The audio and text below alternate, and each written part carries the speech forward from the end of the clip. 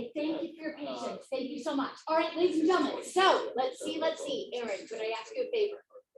Can you, if I am not kind of wrapping things up by 8:06, can you get my attention? Because we'll get back our last exam. So the chapter 8 and chapter 9, and take a look at those. And then we have into homeroom to address any concerns, any questions, of course. So thank you very much. Can you please find your unit packet, the pink packet, and the lab notes that we took yesterday regarding the oil and the water and the food coloring. So today, what I'd like to do is to really focus in on intermolecular forces. Ultimately, we want to be explaining, so for example, why did the food coloring remain spheres in the oil? Then when you added the water, why did the food coloring mix with the water? Of course, not with the oil. And we want to be complete and exact in the type of particle attraction that we're seeing. So I know that we know, well, oil and water don't mix, but can we use AP chemistry terms to explain why? So that's ultimately where we're going. So first, I want to show you kind of an animation of the intermolecular forces. And then we're going to go in the pink packet and answer something. Then we're going to go into our unit packet to expand and get even more specific with our intermolecular forces. Then we'll come back to the pink packet, answer some things, and then finish up perfecting our responses. Tomorrow, E-Day for us, single period, we will just touch on some other terminology that we might be asked to compare the particle attractions to explain. So tomorrow will be a bit of learning. Then on Friday, it will be all sample questions. So you're really going to deepen your understanding of all of this great stuff with our double period of sampling questions on Friday. Monday, you'll address any wrap up things. Then we'll begin, let's see, because Tuesday, right, would be our next, would be our C day. And that's when we'll work in teams, and you can use any of your resources to answer the questions, do the lab work, that kind of thing. So just to let you know, like Tuesday, Wednesday, but it's nothing that we have to hardcore study for, as long as we are paying attention in class and then have the green packet done to turn in. Yeah. Okay, so that's kind of the timeline. And then we'll be doing some lab work to finish up before Christmas. All right, so I'm surely hoping that we just get to this and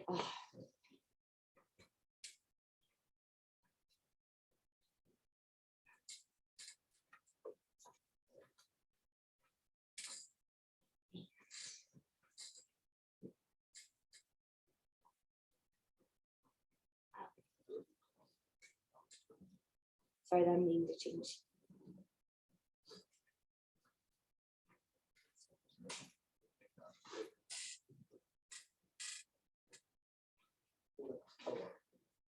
Okay, very sorry that took a second. Okay, there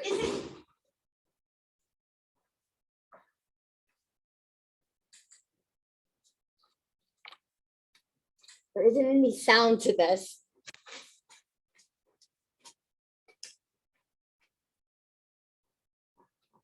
So what this animation will show us first. Come on. There we go. All right, intermolecular forces. Sorry about all these ads and such. All right. First, it's going to list them. Okay, dipole-dipole, lung dispersion, hydrogen bonding. when these were defined for us, a gentleman by the name of van der Waals developed them. So sometimes these collectively are known as van der Waals forces, if perchance you ever see literature on that. Modernly, intermolecular forces, okay? And we identified exactly, you know, what each is and when they're present, but I like just these kind of animations. I think they can help us. So these kind of light bulb looking things are representing polar molecules. So we can see that the bluish, purplish edge is where the negative, so maybe it's a lone pair of electrons, very electronegative element. And then the pink is the positive. That never changes. That negative is always assigned to be there and the positive always assigned to be there. And we see how they align. And the dashes are dipole-dipole forces. So I think it does show how they kind of like, oh, that one's going to turn a little. Oh, that one turns. So do you see how the molecules themselves, to create the attraction, because that of course lowers their energy. So they'll orient themselves as needed. All right. Here's London dispersion. So we know electrons are not particles. They're over a whole kind of area, but we know we can measure one area of greater electron density a moment and then not another. So where this is kind of like bulging, that's where we would assign the negative, and where it's not, that's where the kind of positive would be, just because of electron movement.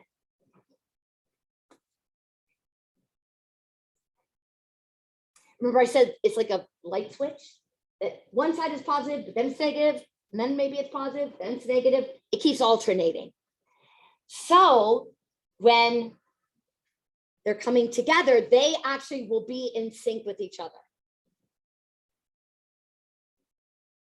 So one will coordinate because that lowers the energy. So that's what we can envision, but this is usually a pretty weak force.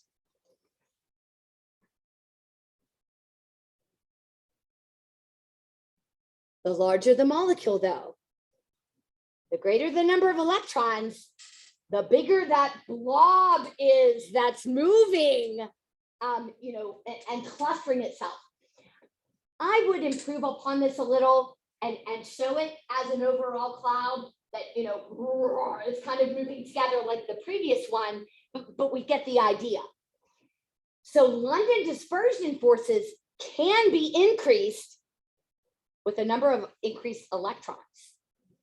So imagine, you know, if, I don't know, someone whacks you with a little purse versus a book bag filled with multiple textbooks.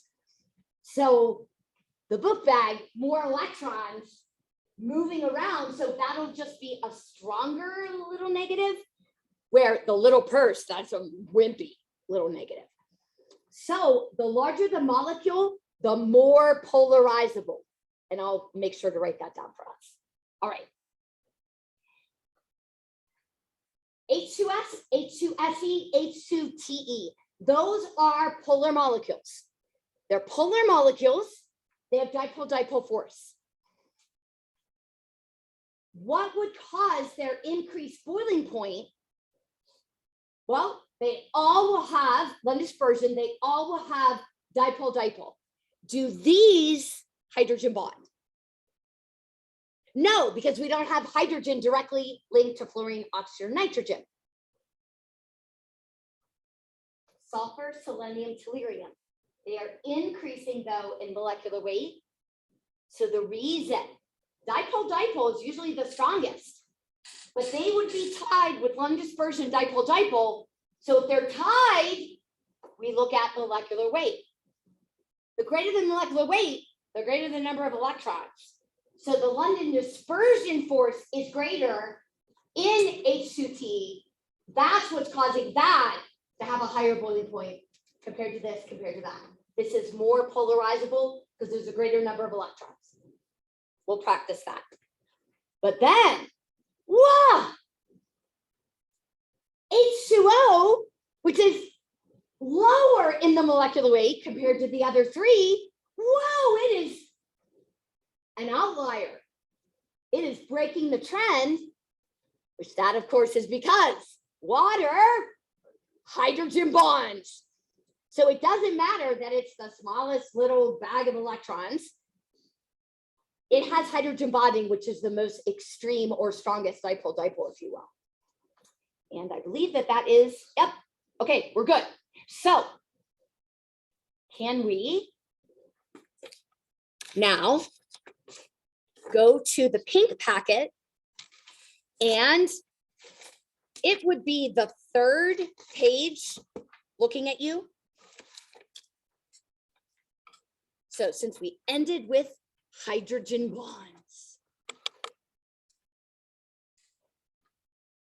Okay, so can we take 60 seconds? I'll refer to figure, we got an example of this yesterday, so ignore that.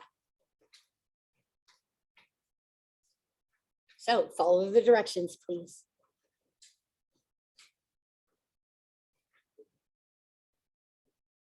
Everyone have the pink.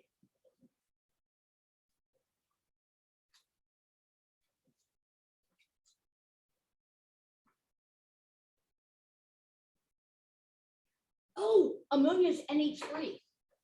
I apologize greatly. We would not be expected to know that. It would say draw 2 ammonia molecules, ammonia, NH3. Sorry about that.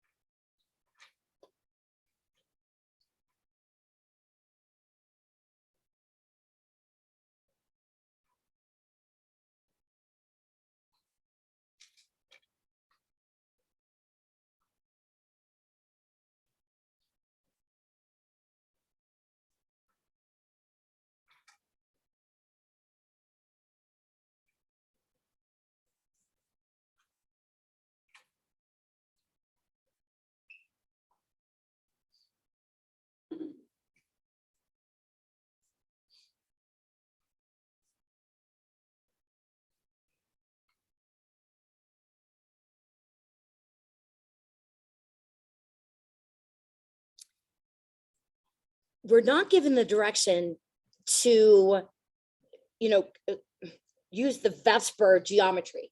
We're not given that direction. So we could just rely on the Lewis dot. And as long as you have a lone pair and then 3 single bonds, doesn't matter how you've oriented them. Okay, here's my lone pair, 3 hydrogens. If we were going to assign where the negative, partial negative would be, is it clear? It's going to be here. Yeah. And then the positive is going to be on this side. So this is going to be a site of really, really negative. And so I'm going to, and it doesn't matter how you've done it, I'm going to go ahead and orient. I should have drawn it a little smaller so I can see that there's, so that I'm showing, and it does give us the direction of a dashed line. So here would be, or you could show to the nitrogen, that would be fine.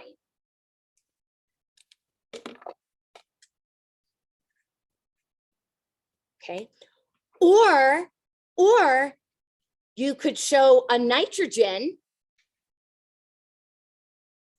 and then however you want to position that, correctly, the hydrogens, and then the dash. And you could have done that to this hydrogen, that hydrogen.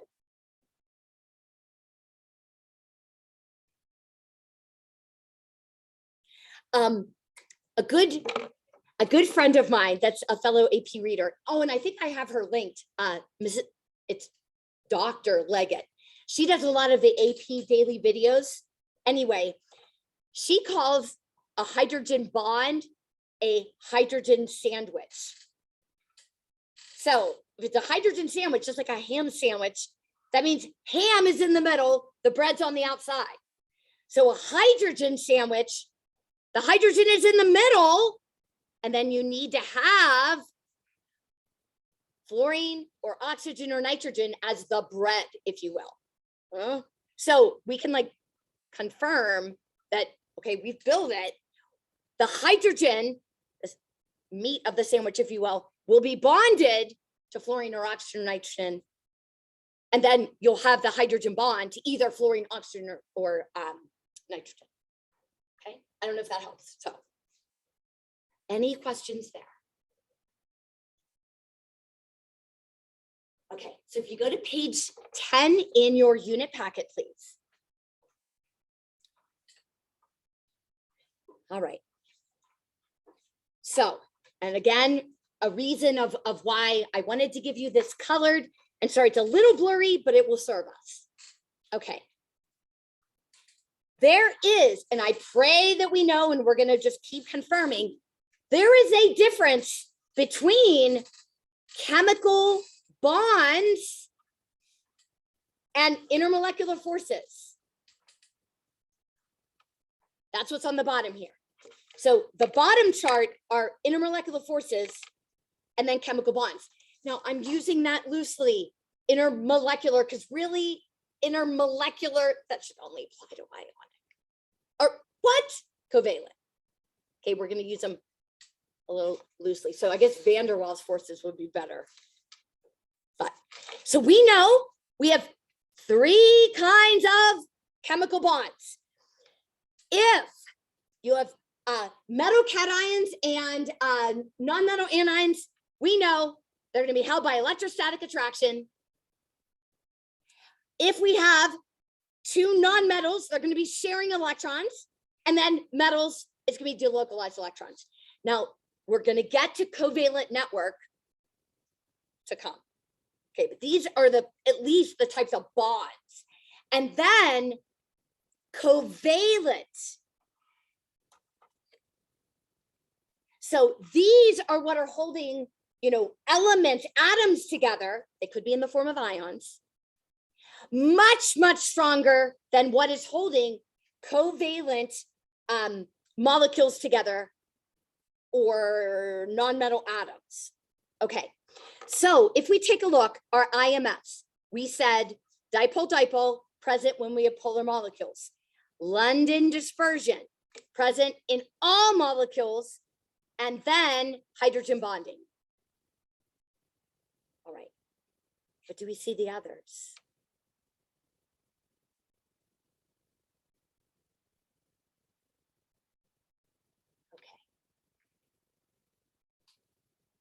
Robert, could you remind us, sir, what occurs on, the particle level when sodium chloride is dissolved in water?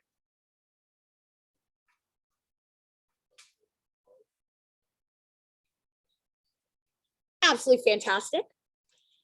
Do you recall the chemistry term that we apply to describe that process? Perfect. Dissociation. Absolutely perfect. That's excellent. Are you okay? Excellent. Excellent. Excellent. Well, this is being held by electrostatic attraction. Extraordinarily strong force. So these ions doing what they do because they obviously charge, that's a low energy situation. So why would they undo that?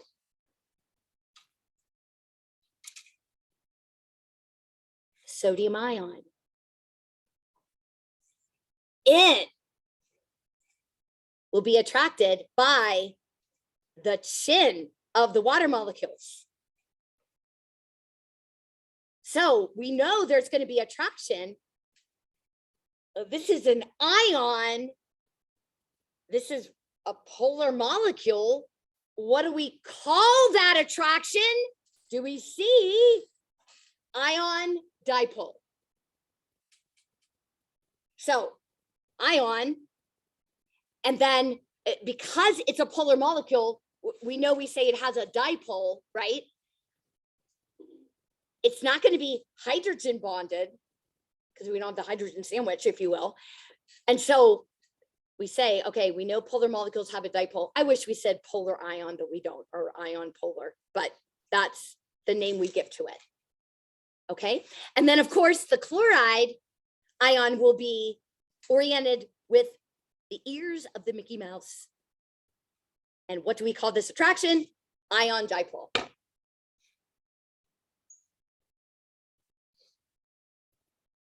Now, if we think about this, don't we apply this, Coulomb's law, to describe force of attraction? Between water molecules, it's just kind of a positive and kind of a negative. But here, it's a full negative and then a kind of positive. And a full positive and a kind of negative. So actually, this is likely stronger, but depending upon the distance they are, than your hydrogen bonding, because you have a full charge as your numerator, yeah, instead of a partial charge. Okay, so what is going on here?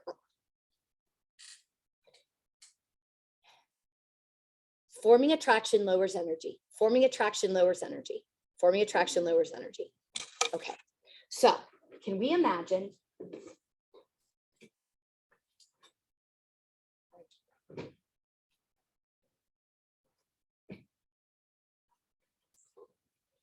I bet, does someone have a small bag of items?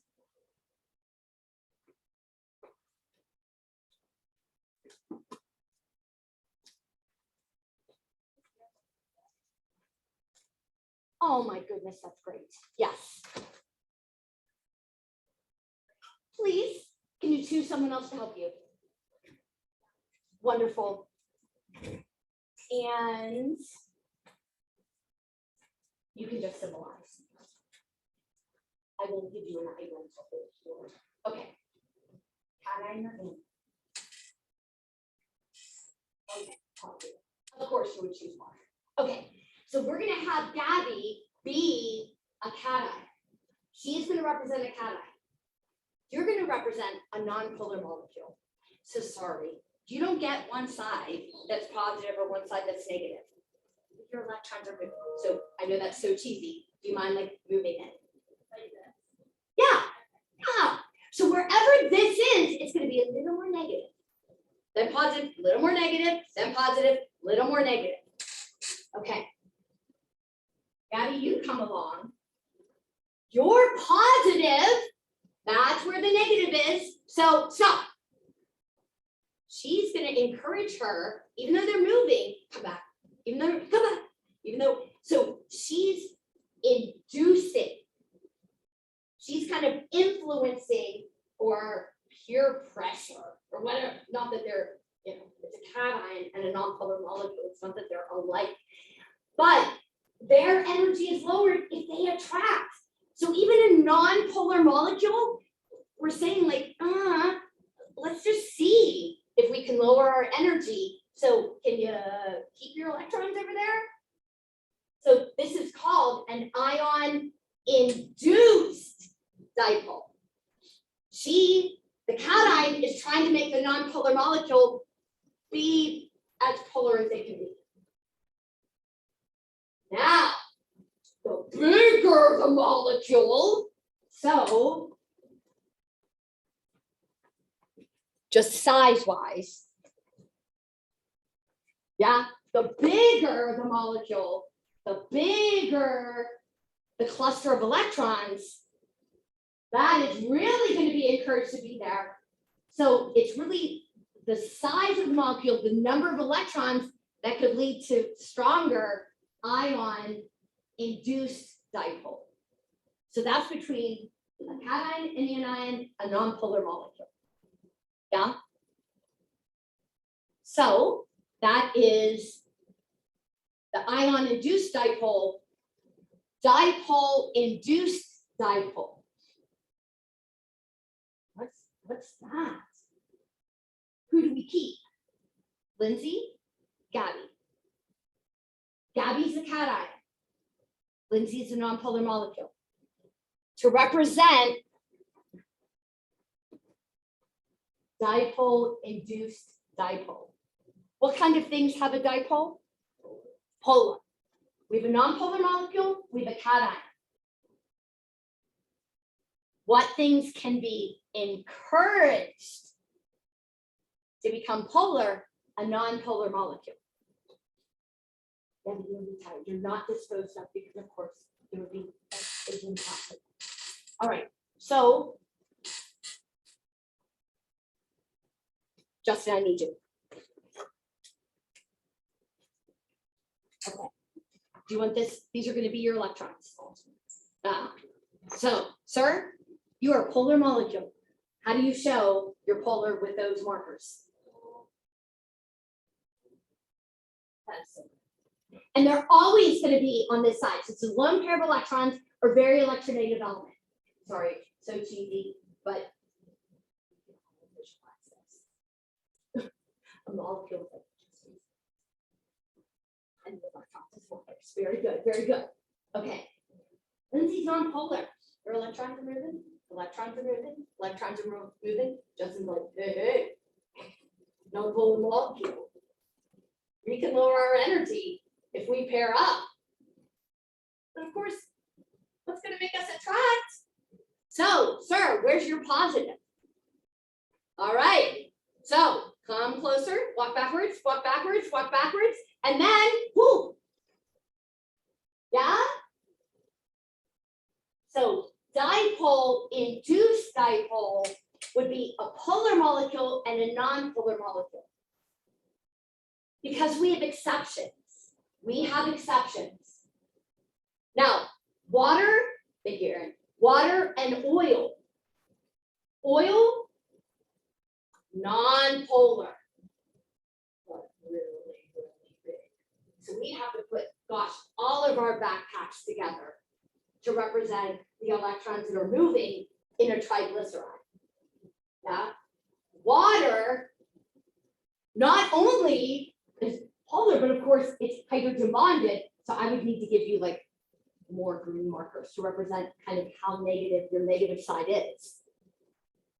So there's a chance we could have dipole-induced dipole with water and oil.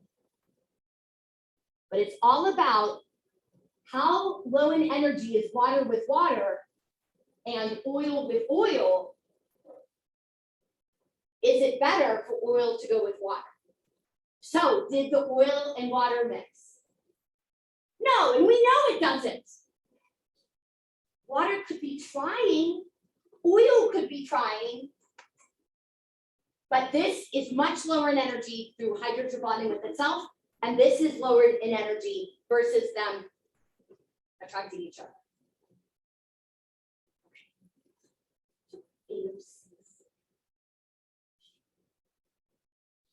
Quite yet. So tomorrow we will. Thank you. And thank you. What an Oscar-winning performance. They're super cheese bally, but represented. All right.